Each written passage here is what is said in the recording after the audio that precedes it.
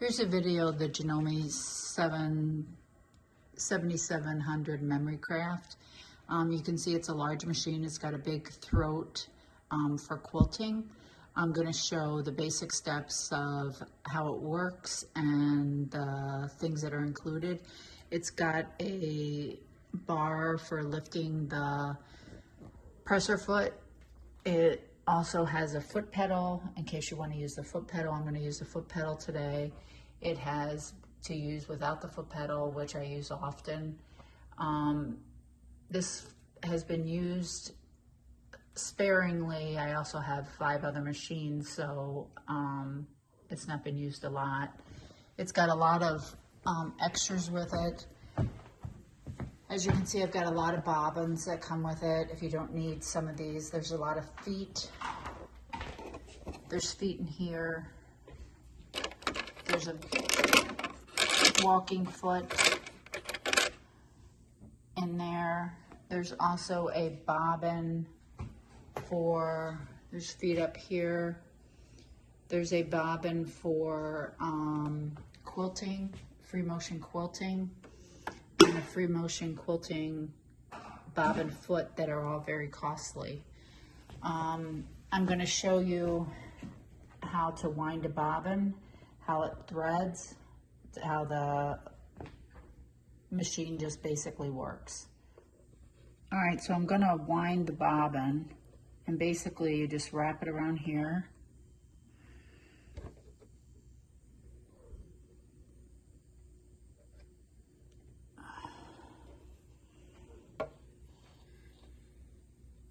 And you're going to take it through the bobbin. And the right way to do it is to stick it through this hole in the bobbin. All right. And then this just snaps in place. And I'm going to wind it a few times. And then I'm going to push it over. I'm going to hold on to the bobbin thread and start the wheel going. And then as you can see, the bobbin's winding. All right, so the bobbin is wound. I'm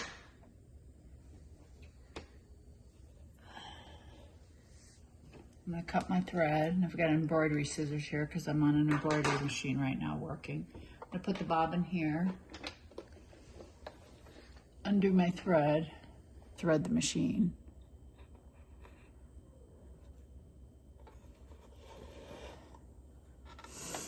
But first, I'm going to show you how to wind or to put the bobbin in. You just snap this back, pull this off, take your bobbin thread out. I'm going to take this old bobbin out, which still has thread on it, and I'm going to put it over here so you can use that thread up for a smaller project. You make this look like a pea. You put this bobbin in, and this is all in the book that I have in the DVD. So you wind this through here.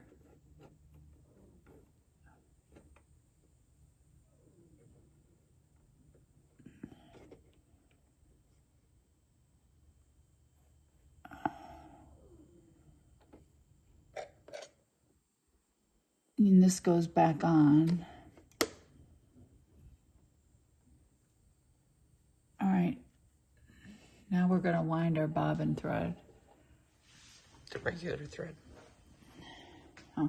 We're winding the regular thread. Or we're threading the needle.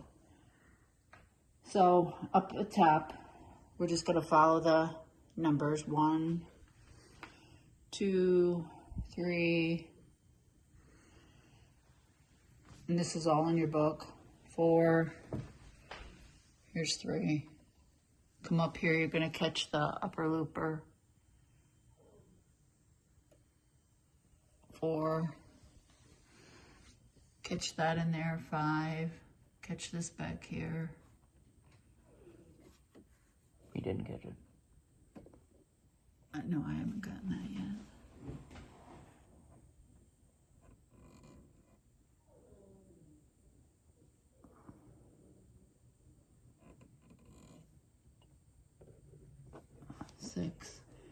And now this is going to be your automatic threader, which works well. You wind it, you catch it behind here. And this may take some practice for you at first.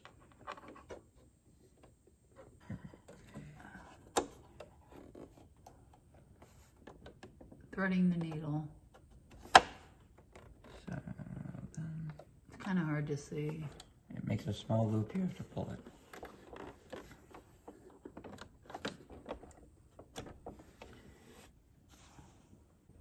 Here, they want to see the feed dogs go up and down. Here are the feed dogs up. Oh, where's the focus? Here. After I get out of the shower, I'm gonna go pick up a There are the feed dogs down. And they'll go back up when I start sewing.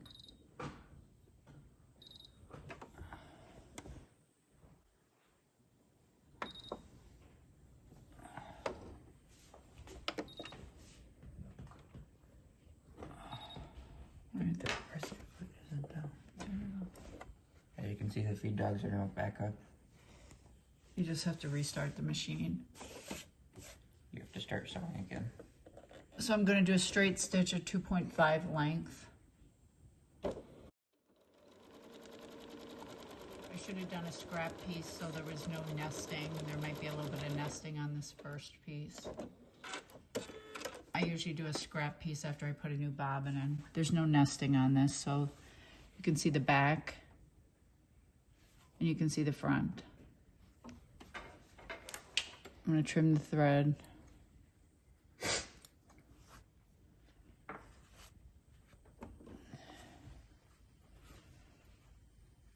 Okay, now I'll try a zigzag. Now this is the beauty of this machine, but right here you can hit mode and you can go into the utility stitch, like here's a zigzag stitch. It shows the genre of stitch. The genres are also on this thing up here. Then you select the genre and then there's individual stitches within each genre. Like here's a zigzag. There are different types of zigzag. I'm gonna just pick this. Now you can lengthen your width, lengthen your stitch and shorten your width to do a satin stitch or whatever you wanted to do. I'm just going to do what's on the screen and show you a zigzag stitch.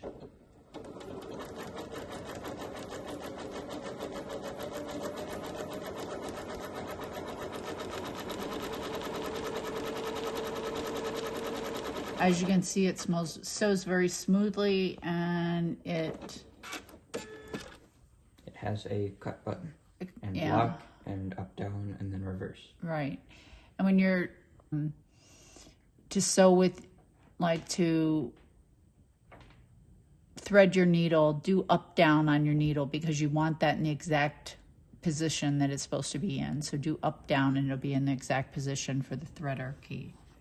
This is the button that she is referring to. If you press it and it goes to the bottom, and press it again and it will go to the top. Yeah, this is your lock stitch key button. It will stitch in place. For 3 times.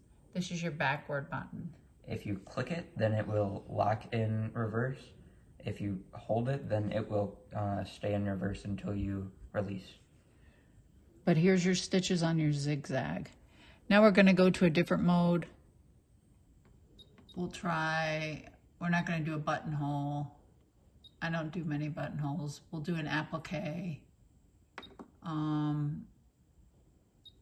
Many of you might be quilters, so we'll do a quick buttonhole. Looks like it's an applique, but it looks like it's applique, but it's like for a rounded applique stitch. We'll see what this one comes out. It's not my usual, but it's kind of like a t-shirt to me.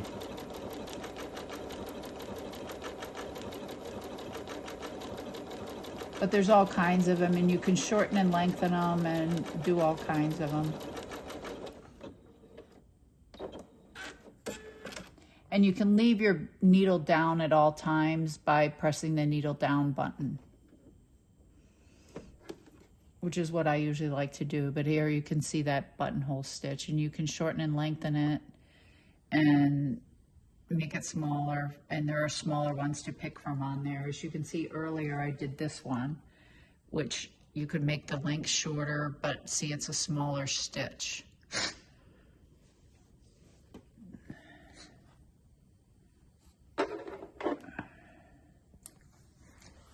want to see any of the specific stitches, this is the time to take a screenshot. Okay, we're gonna move on to different mode. We'll get out of applique. These are heirloom stitches. Like that you could even do with quilting, like if you were putting on binding or something and you were sewing on your binding. Sometimes you can do a pretty stitch, a decorative stitch to hide your stitching. Or just something fun on the quilt. Let's do this card thing. I've never done that one, so I didn't do that 232. As you can see from up there. We'll just do this one. It's a little heart stitch. Okay. I haven't done that one, I don't think, at least in a long time.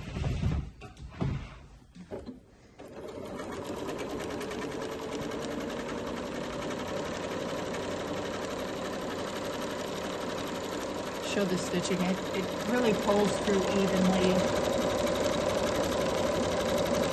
Now I don't have the plexiglass table on here, but it's also got a nice work area without it.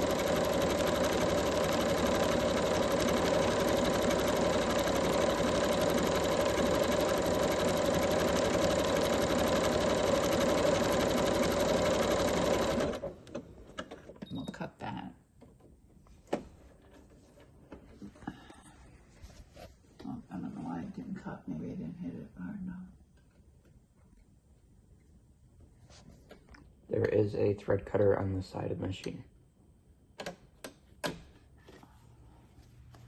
But that came out nicely. And there is a way to hit the beginning and end of a applique, and I don't remember how. You'd have to look in the book. So that you can start, you can add different appliques together by adding memory plus and memory minus. But I don't remember how to do that. You'll have to check your book for that. There's also a lot of YouTube videos. We'll move on to another mode and see if there's, I guess that was in pictograph that we were in.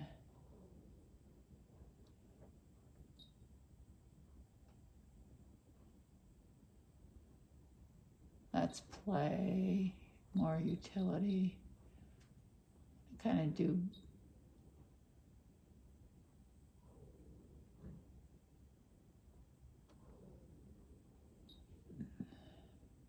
You can mirror your stitches, so you got like a heart going one way and a heart going another way. I can't remember how to do that either. Sorry about that. I have a embroidery machine, so I use that for other things. Oh, I don't want that.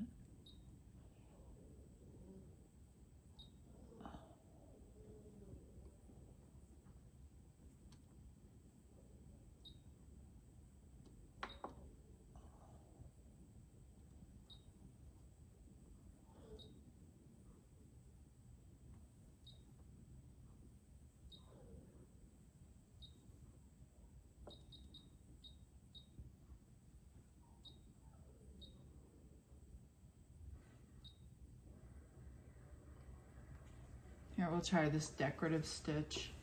See how it works out for us.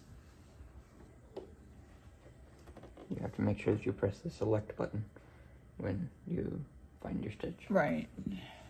Which is, did you show them where it was? Right in the middle.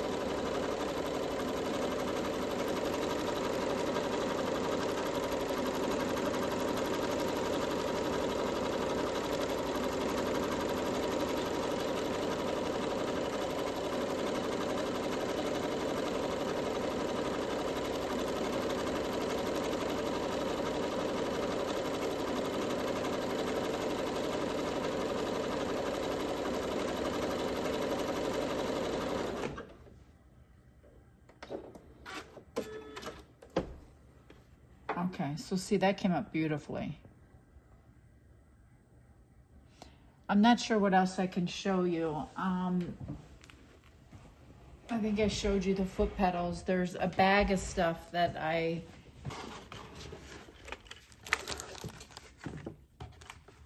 all right, here's the Janome instruction book, the Janome DVD. This is diagonal seam tape if you're a quilter. If you're not, you won't need that. This was for a quilter. It's a quilter's companion book, some tutorials. This is for free motion quilting on the Janome. This is a bobbin that you use for free motion quilting on the Janome. It's pretty expensive, but I've never used it. I didn't do free motion quilting on this Janome. But this is the plastic that goes under it. And as you can see, that was $33.95 itself. And I picked up the screwdrivers I bought. And I'll put this in there. This is just this is where you do the mirroring stitches, and that was done when I got it a couple months ago, cleaned and maintained. And you should always maintain your machine every 18 months is what I do.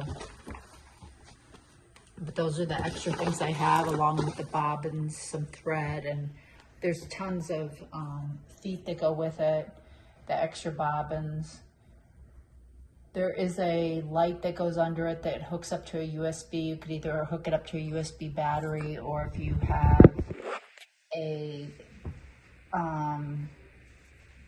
have it up to a, what is that called, the long plug? Extension cord. The extension cord with the, I have down, the power strip. I had it hooked up to a power strip downstairs that had a USB in it. So I had extra light underneath it, which I needed. But it's a really nice machine. It works well. We've been really happy with it. Anyway, thanks for looking. Let me know if you had any other questions. I mean, this is the only demo I'm gonna do. Thank you.